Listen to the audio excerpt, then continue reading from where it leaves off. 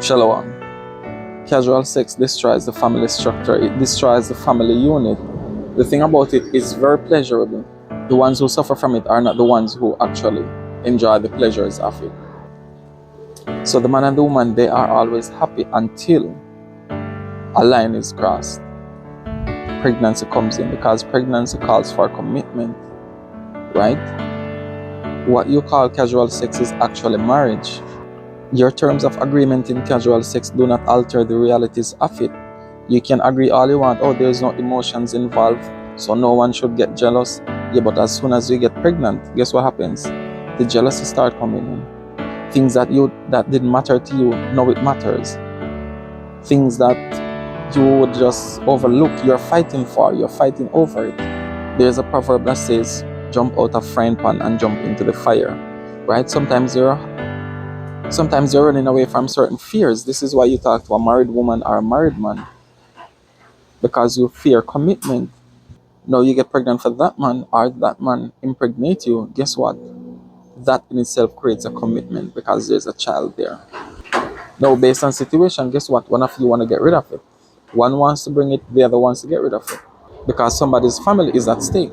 Now, this is where they told us, oh, there's no man in the home. Yeah, okay, was the man in the home prior to the pregnancy? That's the question. Was there an actual home prior to the pregnancy? No, there was not. So we need to get rid of those narratives. We're going to tear them down. We're going to cast them down by telling the truth. The truth is, a lot of us were engaged in casual sex, and we can look at the younger generation in their 20s now about to repeat the same cycle, because they don't know the truth. They think they're just having fun.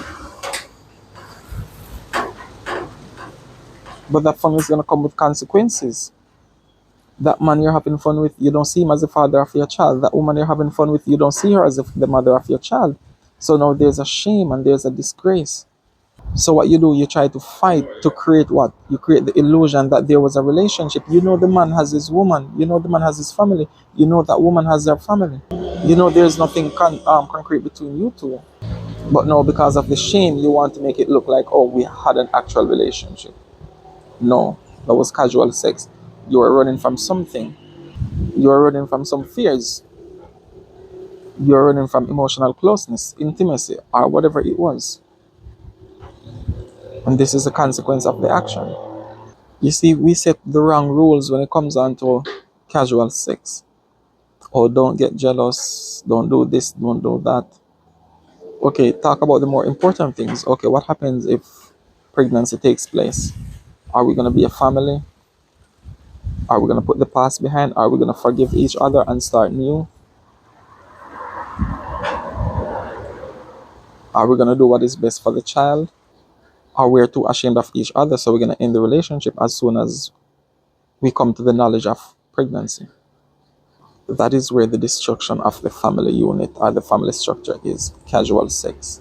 Sometimes we develop a relationship with the sex itself, not with a person, but the sex itself, just like you develop a relationship with drugs, weed, alcohol, partying, shopping, right? It's the same thing with the sex. It has become an addiction. That is our route to escape the harsh reality that we're facing. Sometimes that escape route leads us into a trap, one that serves as a reminder of choices we once made. And every time we look upon it, that's what we're going to see. Every time you look at that child, you're going to be reminded of the mistake that you made. Now, are you going to continue to repeat the mistake?